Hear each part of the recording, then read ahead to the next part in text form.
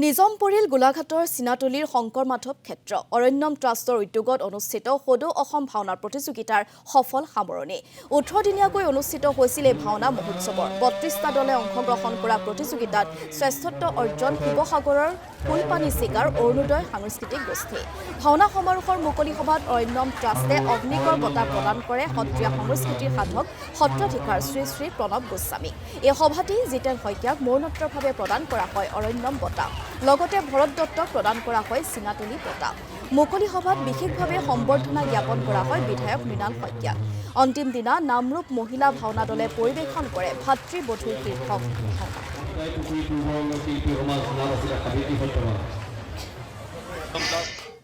অৰণ্যম ট্ৰাষ্টৰ উদ্যোগত ৰাইজৰ সহযোগত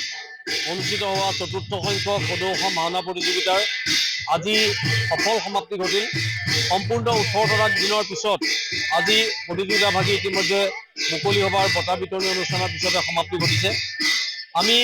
অতিশয় আনন্দিত যে অসমৰ 7খন জিলাৰ 32টাকৈ ভাওনাৰ দলে আমাৰ এই বৃহৎ ভাওনা প্ৰতিযোগিতাখনত অংশগ্ৰহণ কৰিছিল আৰু তাৰ ভিতৰতে আমি 7টাকৈ মূল প্ৰাইজ আমি ৰাখিছিলোঁ আৰু সেই মূল প্ৰাইজৰ ভিতৰত ইতিমধ্যে প্ৰথম স্থান লাভ কৰিবলৈ সক্ষম হৈছে শিৱসাগৰৰ ফুলপানী চিগাৰ অৰুণোদয় সাংস্কৃতিক গোষ্ঠীৰ যিটো দল আৰু তেওঁলোকে